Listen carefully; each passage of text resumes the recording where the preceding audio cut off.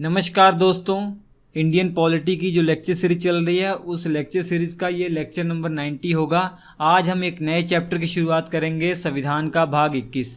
संविधान का भाग 20 तक तो आपने पढ़ लिया है। आज हमारा जो चैप्टर है संविधान का भाग 21 है। इसके अंदर जो आर्टिकल है आर्टिकल 369 से लेकर 392 तक है। और इस संविधान का जो भाग 21 है इसका नाम है अस्थायी, संक्रमणकालीन और विशेष उपबंध। अर्थात संविधान के भाग 21 के अंदर कुछ अस्थायी उपबंध किए हुए हैं, कुछ संक्रमणकालीन उपबंध किए गए हैं और कुछ विशेष उपबंध किए गए हैं। कुछ राज्यों के लिए कुछ विशेष उपबंध किए गए हैं। तो आर्टिकल 369 से लेकर 392 तक आपको पढ़ने की कोई आवश्यकता नहीं है। आपको बस इसमें आर्टिकल 371 पढ़ना है। ठीक है, सबसे महत्वपूर्ण आर्टिकल 371 है। और इसके अलावा आर्टिकल 371A से लेकर आर्टिकल 371J तक, जो कि समय समय पर संविधान में संशोधन करके जोड़े गए हैं। तो इन आर्टिकल्स के माध्यम से हमारे कुछ राज्यों को कुछ विशेष प्रावधान दिए गए हैं, उनके लिए कुछ विशेष उपबंध किए गए हैं। वो क्या है वही हमें जानना है। तो चलिए शुरुआत करते हैं बिना देरी किए हुए, जो इस भाग का सबसे इम्पोर्टेंट और मुख्य हिस्सा है। ठीक है, तो आर्टिकल 371 की पहले बात करेंगे। तो आर्टिकल 371 में हमारे महाराष्ट्र और हमारे गुजरात राज्य के लिए कुछ विशेष प्रावधान किए हुए हैं। हालांकि आर्टिकल 371 जब संविधान में जोड़ा गया था तो उस समय महाराष्ट्र और गुजरात का निर्माण हुआ ही नहीं था।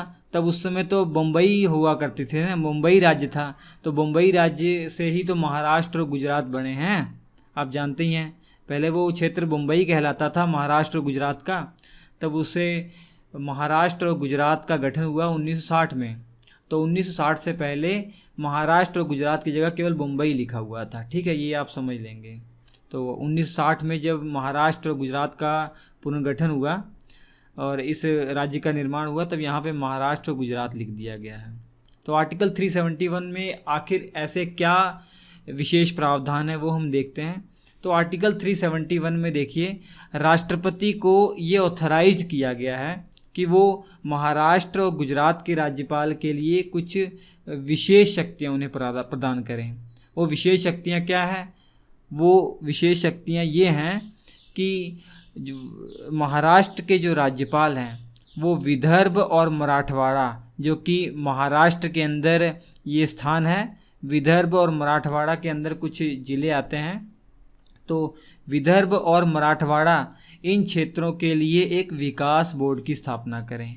और इसी प्रकार गुजरात के राज्यपाल को यह अधिकार दिया गया है, यह शक्ति दी गई है कि सौराष्ट्र और कच्छ जो क्षेत्र है गुजरात का, उनके लिए एक अलग से विकास बोर्ड की स्थापना की जाए।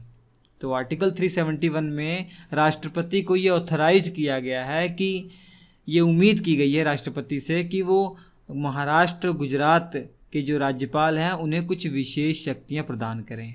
वो विशेष शक्तियां किस संदर्भ में होंगी कि यहाँ के जो राज्यपाल हैं उन्हें ये शक्तियां मिल जाएं कि वो विदर्भ और मराठवाड़ा, जो महाराष्ट्र का जो ही क्षेत्र है, महाराष्ट्र के अंदर क्षेत्र है, तो इन क्षेत्रों के लिए वो अलग से विकास बोर्ड की स्थापना कर सकें।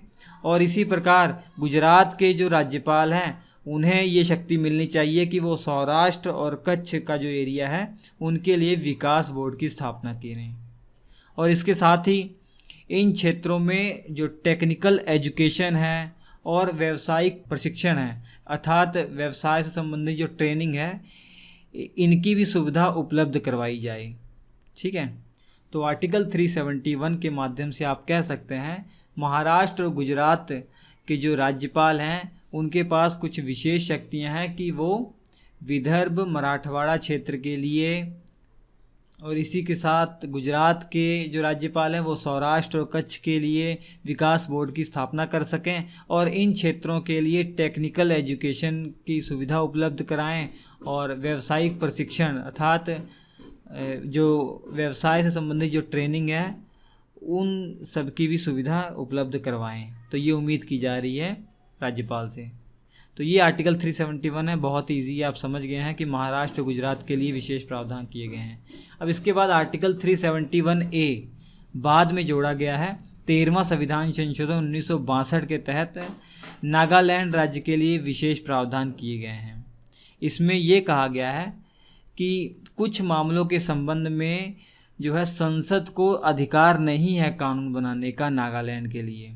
बहुत ही बड़ी बात है, ध्यान समझिएगा कि संसद को भी अधिकार नहीं है वो नागालैंड के लिए कानून बना सके, अर्थात संसद के द्वारा बनाया गया कानून कुछ मामलों में नागालैंड पर नहीं लागू होगा। अगर लागू भी होगा तो जो नागालैंड की विधानसभा है उसकी अनुमोदन के बाद ही, अर्थात उसकी स्वीकृति के बाद ही लागू होगा। तो वो मामले कौन से ऐसे मामले हैं जिन पर संसद का भी जो बनाया गया कानून वो मान्य नहीं होगा?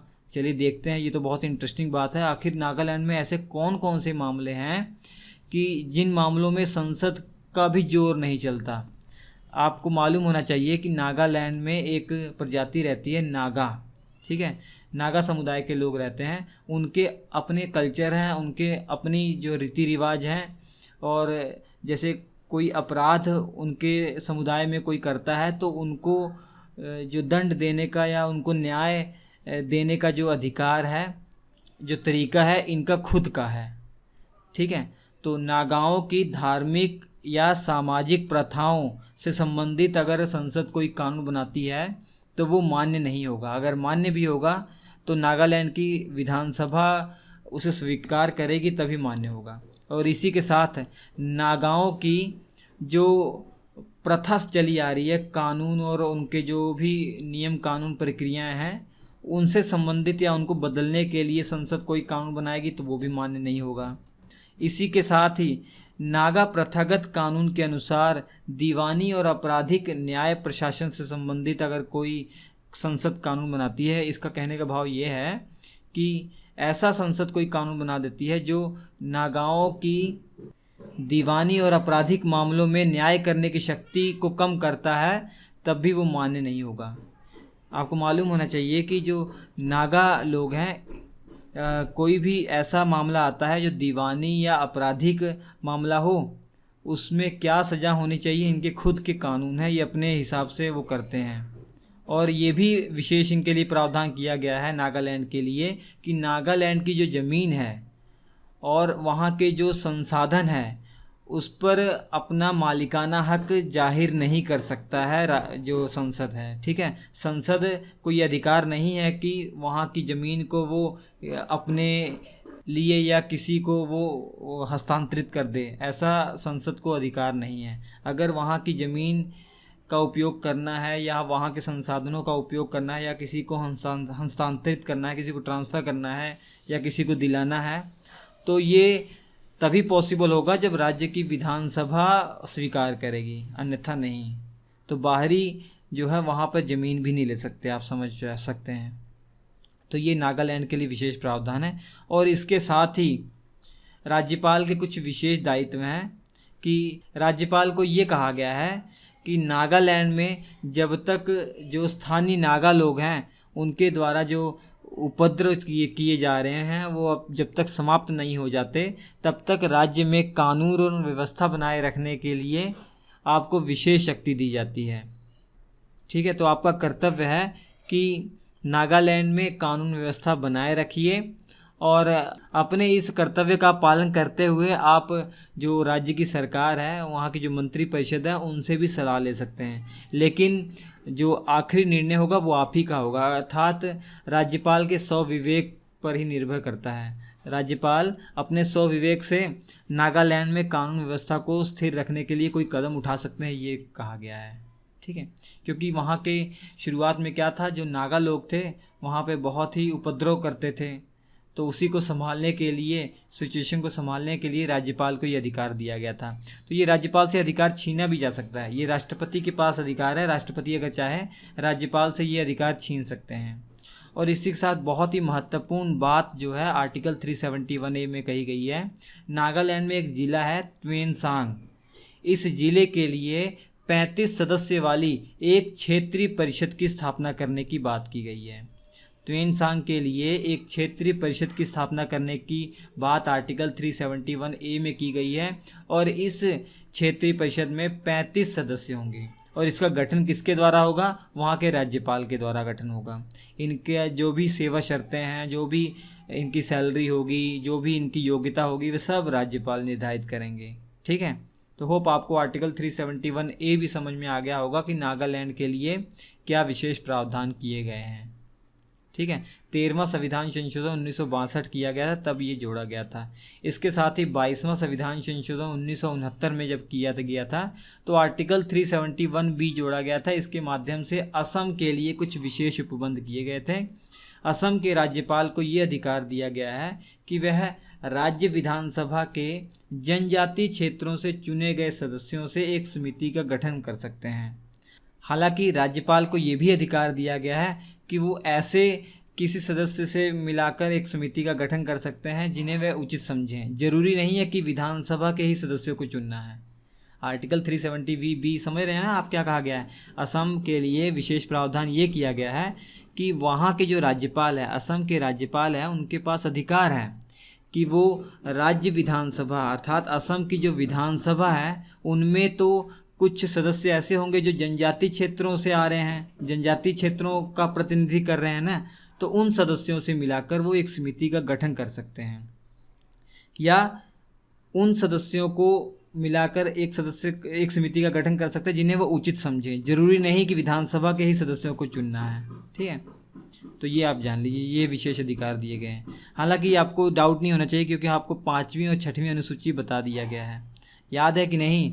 आपको एक अलग से चैप्टर पढ़ाया गया था कि अनुसूचित क्षेत्र और जनजातीय क्षेत्र, 4 राज्यों के जो जनजातीय क्षेत्र थे उनका जिक्र 6वीं अनुसूची में किया गया है। याद है कि सब भूल गए हैं आप? कौन कौन से राज्य थे? असम, मेघालय, त्रिपुरा और मिजोरम। ठीक है, इसके अलावा आर्टिकल 371C मणिपुर राज्य के संबंध में कुछ विशेष उपबंध किए गए हैं। इसे 27वां संविधान संशोधन 1971 के द्वारा जोड़ा गया है। इसके अंदर राष्ट्रपति को ये अधिकार दिया गया है कि वो मणिपुर के जो पहाड़ी क्षेत्र हैं वहाँ से जो सदस्य निर्वाचित होकर आ रहे हैं विधानसभा में, उन सदस्यों को मिलाकर एक समिति का वो गठन कर सकते हैं। ठीक है, राष्ट्रपति को क्या अधिकार दिया गया है? राष्ट्रपति को अधिकार ये दिया गया है कि विधानसभा, जो मणिपुर की विधानसभा है, उनमें ऐसे सदस्य जो पहाड़ी क्षेत्रों से निर्वाचित होकर आए हैं, उन सदस्यों को मिलाकर एक समिति का वो गठन कर सकते हैं। ठीक है, याद रखिए, किसको अधिकार दिया गया है? राष्ट्रपति को अधिकार दिया गया है। और पहाड़ी क्षेत्र कौन कौन से होंगे ये भी निश्चित करने का अधिकार राष्ट्रपति को है। राष्ट्रपति निश्चित करेंगे कि हाँ, यहाँ ये वाला जो इलाका है वो पहाड़ी क्षेत्र में गिना जाएगा और यहाँ के जो निर्वाचित सदस्य आए हैं विधानसभा में, जो विधानसभा का चुनाव जीतकर आए हैं, उन सदस्यों को मिलाकर एक समिति का गठन किया जा सकता है। ये राष्ट्रपति को अधिकार है। इसके अलावा राज्यपाल जो हैं वो राज्य के पहाड़ी क्षेत्रों के प्रशासन के संबंध में हर वर्ष राष्ट्रपति को एक रिपोर्ट भेजेंगे। राज्यपाल से ये उम्मीद की गई है कि जो पहाड़ी क्षेत्र हैं वहाँ पर प्रशासन किस प्रकार का हो रहा है उस संबंध में हर वर्ष राष्ट्रपति को एक रिपोर्ट भेजेंगे। ठीक है, याद रखिए। इसके अलावा आर्टिकल 371D में आंध्र प्रदेश के लिए विशेष उपबंध किए गए थे। 1973 में 32वां संविधान संशोधन किया गया तब, लेकिन आप जानते हैं साल 2014 में तेलंगाना राज्य का गठन हुआ, तो ये ऑटोमेटिक जो प्रावधान है तेलंगाना के लिए भी वैलिड है। तो आंध्र प्रदेश और तेलंगाना राज्य के संबंध में जो विशेष उपबंध किए गए हैं आर्टिकल 371D में किए गए हैं। इसमें ये कहा गया है कि राष्ट्रपति को ये अधिकार दिया गया है कि वो राज्य के विभिन्न क्षेत्र में रहने वाले लोगों के लिए शिक्षा और रोजगार के समान अवसर प्रदान करेंगे। ठीक है, राष्ट्रपति को क्या अधिकार दिया गया है कि तेलंगाना और आंध्र प्रदेश राज्य में अलग अलग हिस्सों में जो लोग रह रहे हैं उन सभी को शिक्षा के क्षेत्र में और रोजगार के क्षेत्र में समान अवसर प्रदान की जाए। और इसी के साथ आर्टिकल 371D में ये भी कहा गया है कि आंध्र प्रदेश और तेलंगाना का कोई भी शैक्षिक संस्थान हो, कोई भी शिक्षण संस्थान हो, उसमें राज्य के किस भाग के छात्रों को प्रवेश में वरीयता दी जाएगी अर्थात आरक्षण दिया जाएगा, ये निर्धारित करने की भी शक्ति राष्ट्रपति के पास है। राष्ट्रपति के पास शक्ति क्या है कि वो चुन सकते हैं कि आंध्र प्रदेश और तेलंगाना का ऐसा क्षेत्र कौन सा है जहाँ के लोगों को शिक्षण संस्थाओं में आरक्षण देना है। वो शिक्षण संस्थाएं कौन सी है? आंध्र प्रदेश और तेलंगाना की ही। ठीक है, राज्य के जो शिक्षण संस्थान होंगे उनमें कुछ छात्रों को प्रवेश देने में आरक्षण दिया जाएगा, वरीयता दी जाएगी अगर वो राष्ट्रपति समझें कि हाँ आंध्र प्रदेश और तेलंगाना का ये वाला इलाका या ये वाला इलाका यहाँ के लोग बहुत ही पिछड़े हुए हैं, इन्हें आरक्षण दिया जाना चाहिए, तो वो ऐसा कर सकते हैं, कोई दिक्कत नहीं है। इसके अलावा राष्ट्रपति से ये उम्मीद की गई है, ये अधिकार है राष्ट्रपति के पास कि वो प्रशासनिक अधिकरण की स्थापना कर सकते हैं आंध्र प्रदेश और तेलंगाना के लिए। अर्थात यहाँ के जो लोक सेवक हैं, आंध्र प्रदेश और तेलंगाना के जो लोक सेवक हैं या जो भी सरकारी कर्मचारी हैं, जो प्रशासनिक अधिकारी हैं, उनका कोई भी विवाद हो तो उन्हें बार बार सुप्रीम कोर्ट, हाई कोर्ट ना जाना पड़े, उसके लिए प्रशासनिक अधिकरण का जो है गठन किया जाएगा राष्ट्रपति के द्वारा। और यही जो ट्रिब्यूनल्स हैं, यही जो ट्रिब्यूनल है एडमिनिस्ट्रेटिव ट्रिब्यूनल, यही उनके जो विवाद है सुलझा देगा। ठीक है, हालांकि ये अलग से चैप्टर भी पढ़ा दिया गया, आपको याद होगा सब। उसके बाद आर्टिकल 371E में आंध्र प्रदेश में केंद्रीय विश्वविद्यालय की स्थापना करने के लिए कहा गया है। हालांकि ये कोई विशेष उपबंध नहीं है, लेकिन article 371A B C D ये क्रम में ही है, इसलिए इसे भी पढ़ा दिया जा रहा है। ठीक है, कुछ ये विशेष उपबंध नहीं है। इसमें यही कहा गया है संसद से कि संसद कानून बनाकर आंध्र प्रदेश राज्य के लिए एक विश्वविद्यालय की स्थापना कर सकती है। तो इसके बाद आर्टिकल 371F सिक्किम राज्य के लिए कुछ विशेष उपबंध किए गए हैं। इसे 36वां संविधान संशोधन 1975 के द्वारा जोड़ा गया है। तो सिक्किम राज्य के लिए ये कहा गया था कि सिक्किम की जो विधानसभा का गठन है वो कम से कम 30 सदस्यों से हो जाएगा। ठीक है, सिक्किम की विधानसभा का जो गठन है वो कम से कम 30 सदस्यों से होगा, अर्थात कम से कम 30 सदस्य होने चाहिए, 30 या 30 से अधिक ही सदस्य होने चाहिए। और इसके अलावा ये कहा गया कि लोकसभा में सिक्किम को एक सीट दी जाएगी, अर्थात पूरे सिक्किम को एक संसदीय क्षेत्र माना जाएगा। ये केवल लोकसभा में एक सीट है सिक्किम के पास। ठीक है, और आपकी जानकारी के लिए बता दूं कि शुरुआत में जब ये निश्चित किया गया था कि लोकसभा के अंदर सिक्किम से एक सीट होगी, तो आप जानते हैं लोकसभा का जो चुनाव होता है तो आम जनता अर्थात सिक्किम की जनता को वोट करना था ना, लेकिन सिक्किम की जो जनता थी उन्होंने वोट नहीं किया था। सिक्किम के जो विधानसभा के सदस्य थे उनके द्वारा लोकसभा का सदस्य चुना गया था। ठीक है, सिक्किम से जो लोकसभा की एक सीट थी ना, तो वो शुरुआत में हुआ ये था कि आम जनता ने वोट नहीं किया था, हाँ, बल्कि जो विधानसभा थी सिक्किम की उनके सदस्यों के द्वारा ये सदस्य चुने गए थे शुरुआत में। लेकिन अब जो है वहाँ के जो लोकसभा के एक सीट है वहाँ पे जो लोकसभा चुनाव होते हैं आम जनता ही वोट करती है, लेकिन शुरुआत में ऐसा नहीं था। इसके अलावा देखिए सिक्किम के अंदर अलग अलग समुदाय के लोग रहते हैं, तो सिक्किम जनसंख्या के विभिन्न अनुभागों या विभिन्न समुदायों के अधिकारों और हितों की रक्षा के लिए संसद को ये अधिकार दिया गया है कि वो सिक्किम विधानसभा की अधिकांश सीटें इन समुदाय के सदस्यों द्वारा भरी जाएं। ठीक है, देखिए सिक्किम में अलग अलग समुदाय के लोग हैं, तो उनकी हितों की रक्षा के लिए संसद को ये अधिकार दिया गया है कि जो सिक्किम विधानसभा है उस विधानसभा में जो ज़्यादातर सीटें हैं इन्हीं समुदाय के लोगों की हों।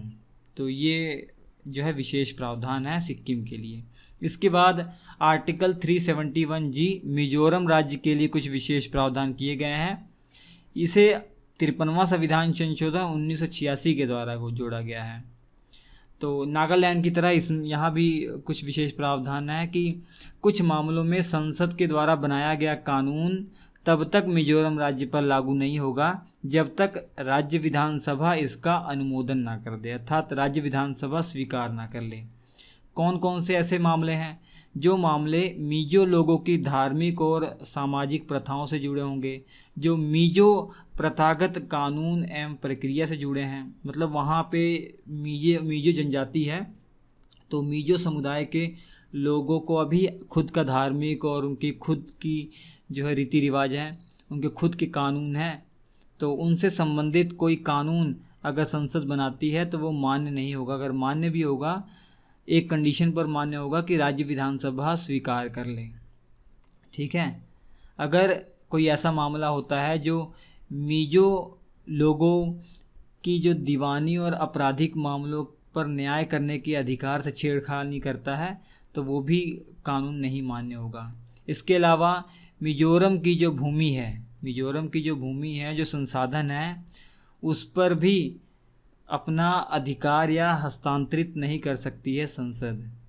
ठीक है, वहाँ पर भी कोई ज़मीन नहीं खरीद सकता है बिना राज्य विधानसभा के अनुमोदन के, विधानसभा के स्वीकृति के, ये जान लीजिए आप। इसके बाद आर्टिकल 371H अरुणाचल प्रदेश के लिए कुछ विशेष प्रावधान किए गए हैं। इसे 55वां संविधान संशोधन 1986 के द्वारा जोड़ा गया है। इसमें सिंपल सी बात जो है, राज्यपाल को ये अधिकार दिया गया है कि राज्य के अंदर कानून व्यवस्था वो बनाए रखें। इसके लिए वो अपने स्वविवेक का यूज़ कर सकते हैं, जो भी कदम उठाना है उन्हें वो उठा सकते हैं। और इसके साथ ही विधानसभा में कम से कम 30 सदस्य होंगे, ये भी निश्चित किया गया था। ठीक है, तो ये है आर्टिकल 371H अरुणाचल प्रदेश के राज्य के लिए विशेष उपबंध की बात करता है। अब आर्टिकल 371I गोवा राज्य के संबंध में कुछ विशेष उपबंध है, जिसे 56वां संविधान संशोधन 1987 के द्वारा जोड़ा गया है। तो राज्य की विधानसभा में कम से कम 30 सदस्य होंगे, यही विशेष उपबंध किए गए थे। ठीक है, और आखिरी आर्टिकल है आर्टिकल 371J कर्नाटक राज्य के संबंध में विशेष उपबंध है। इसे 98वां संविधान संशोधन 2012 के द्वारा जोड़ा गया है। इस आर्टिकल के माध्यम से राष्ट्रपति इस बात के लिए ऑथराइज्ड हैं कि वो कर्नाटक के राज्यपाल के लिए कुछ विशेष दायित्व निश्चित करें। अर्थात राष्ट्रपति इस बात के लिए अधिकृत हैं कि कर्नाटक के राज्यपाल को कुछ विशेष अधिकार दें। कौन से विशेष अधिकार? कि राज्यपाल को ये अधिकार होना चाहिए कि वो हैदराबाद कर्नाटक क्षेत्र जो है, जिसके अंदर 6 ज़िले आते हैं, वो पिछड़े ज़िले हैं, जैसे गुलबर्गा है, बीदर है, रायचूर है, कोप्पल है, यादगीर है, बेल्लारी है, ये 6 डिस्ट्रिक्ट से मिलकर ये हैदराबाद कर्नाटक क्षेत्र कहला रहा है। इसके लिए अलग से विकास बोर्ड की स्थापना की जाए, राज्यपाल को ये अधिकार दिया गया है। और इस बात का भी प्रावधान करना राज्यपाल का कर्तव्य है कि बोर्ड का संचालन से संबंधित हर वर्ष रिपोर्ट जो है विधानसभा में रखी जाए। जो विकास बोर्ड की स्थापना की गई है वो किस प्रकार से अपना काम कर रही है, उसकी हर वर्ष की रिपोर्ट विधानसभा के समक्ष रखी जाए। ये कर्तव्य है राज्यपाल का ये अधिकार है, ये करेंगे। इसके अलावा क्षेत्र के जो विद्यार्थी हैं, अर्थात हैदराबाद कर्नाटक क्षेत्र के जो विद्यार्थी हैं, उन्हें शैक्षणिक और व्यावसायिक शिक्षण संस्थानों में आरक्षित सीटें मिलें, उन्हें उनके लिए सीटें आरक्षित हों।